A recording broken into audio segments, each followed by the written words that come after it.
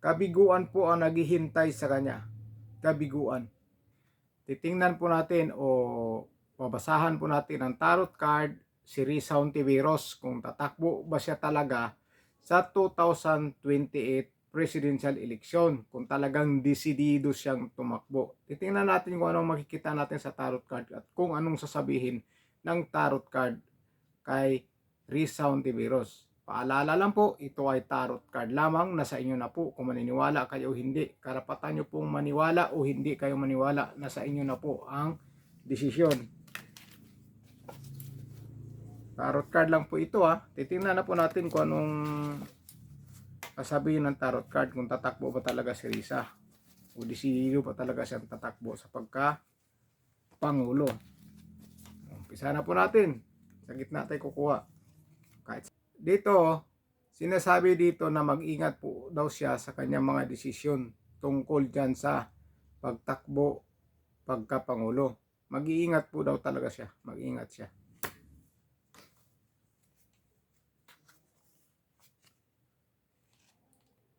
So dito, makikita natin na mahina yung puwersa na susuporta kay Risa Hontiveros kung siya ay tatakbo pagka-pangulo. Ihina o mahina po talaga, mahina. Ayan o. Napakahina po ng puwersa niya. Super hina po kung tatakbo talaga siya sa pagka-pangulo. Ayan o. Napakahina. Kaya siguro pinag-iingat siya sa kanyang mga desisyon o sa mga pangarap niya na magiging pangulo dahil mahina po yung suporta sa kanya.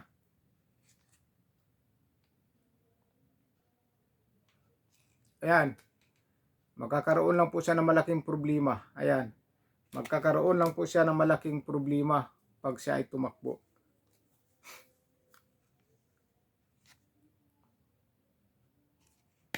Pero naniniwala pa rin si Risa Hontiveros na mananalo siya kapag siya ay tumakbo pagkapangulo. Naniniwala talaga siya na matatalo niya si Vice President Sara Duterte. Yan po ang malaking paniniwala niya. Talagang naniniwala sa sarili niya na kaya nang talunin si Vice President Sara Duterte. Tatawa ko dun sa card na yun.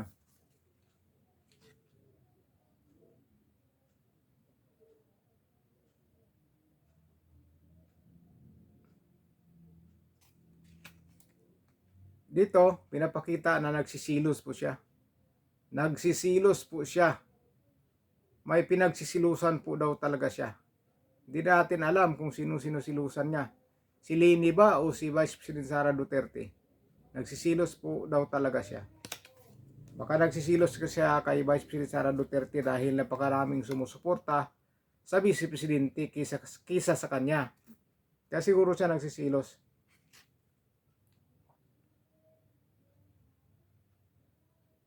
Ayan o. Opportunity na raw niya ito. Iniisip niya ito na yung opportunity niya na magiging pangulo daw siya. Talagang inaano niya na magiging pangulo siya o. Ibig sabihin tatakbo talaga siya. Tatakbo siya.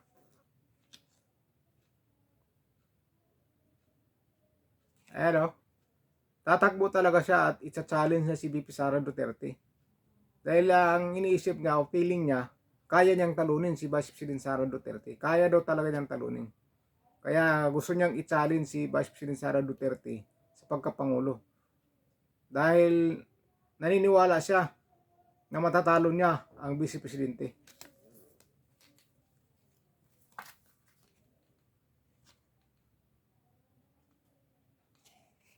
Ayan o. Gagawin daw niya lahat ang paraan. Gagawin daw niya lahat ang paraan para matalo si Vice President Sara Duterte. Gagawin niya ang paraan. Ngayon pa lang, mga gumagawa na sila ng paraan.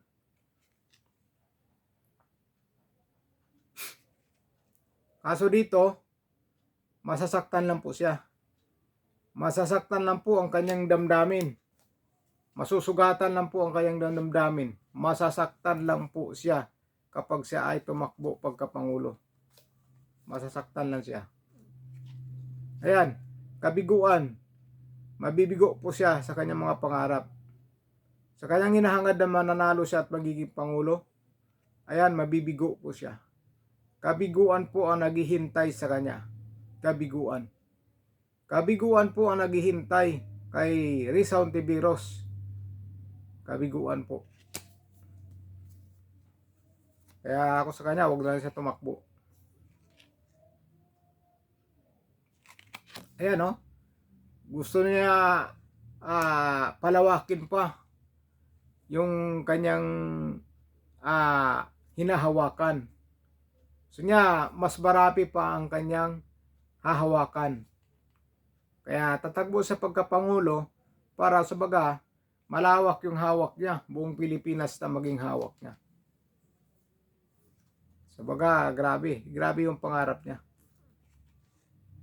Dito lang, kaso dito, lahat ng pangarap niya ay hindi niya makukuha.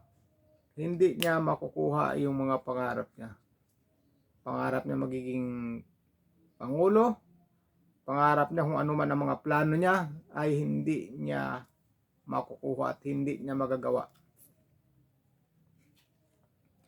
Dito, may isang babae. Itong babae ang naging isang makakatalo kay Risa Hontiveros. Masaya po itong babae na to. Masaya. Ayan, no? Masaya po sa magiging resulta. Siya po ang maging kalaban ni Risa Hontiveros at siya ang mananalo dito sa laban. Babae po mga katalo kay Risa Hontiveros. Babae din. Siyempre si VP Sara Duterte gusto niyang i-challenge. Si VP Sara Duterte ibig sabihin nun. Ayan, no? Wala na. Lalayas yan pagkatapos sa eleksyon. Aalis. Aalis pagkatapos sa eleksyon. Mag-alsa balutan, ayan, no? Nag-aalsa balutan. Dahil hindi siya mananalo. At may mga kasamahan pa siya na mag-aalsa balutan pagdating o pagkatapos ng eleksyon. Mag-aalsa balutan po daw talaga sila.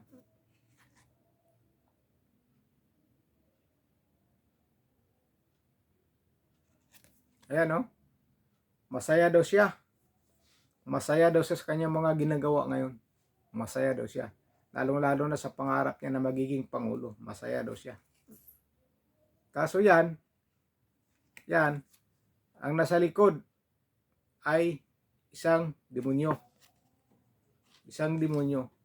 Gumagamit sila ng mga estrahiya o idea na hindi po tama. Yan, no? Yan, no? Gumagawa sila ng mga idea ngayon na hindi po sa baga hindi makatuwiran, 'di ba? Hindi makatarungan. Dahil ang nasa likod o mga plano nila ay nanggagaling po sa demonyo. Nanggagaling sa demonyo yung mga plano nila. Kaya gumagawa sila ng hindi tama para lang sila ay manalo. Ano? Magkanya-kanyang takbuhan na po sila. Magkanya-kanyang hakot na po sila sa kanilang mga yaman pagkatapos ng susunod na pangulo o pagkatapos ng eleksyon. Tatakbo kanya-kanya na lang po maghahakot ng mga yaman nila para hindi makuha. Hanggang pangarap na lang daw talaga.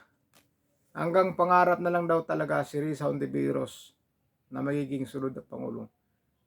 Hanggang pangarap na lang yung mga gusto niya na gusto niya magiging pangulo, maging pangarap na lang yan sa kanya.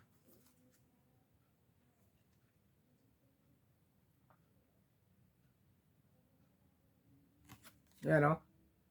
Sabi nga dito, magsaya na lang doon siya sa mga achievement niya ngayon kung may mga achievement siya sa buhay ngayon. At huwag na siyang mangarap na magiging pangulo dahil hindi siya mananalo. Kung ano man ang na-achieve niya sa buhay ngayon, magsaya na lang siya. Magsaya na lang siya sa sarili niya. Huwag na siyang mangarap pagkapangulo. Dahil masasaktan na siya. Ito, iniisip niya na napakalakas ang puwersa niya o napakalakas ang puwersa na tutulong sa kanya. Yan ang iniisip niya talaga. Iniisip lang yan, pero ang katotohanan yan, hindi po malakas ang puwersa niya. Pero iniisip niya, malakas daw talaga sila. Malakas. Yan ang iniisip niya. Malakas ang puwersa. Kaso dito, pagdating sa dulo, hindi talaga. Hindi niya kayang abutin. O hindi na kaya talagang maabot ang pangarap niya bilang magiging sunod na Pangulo. Hindi.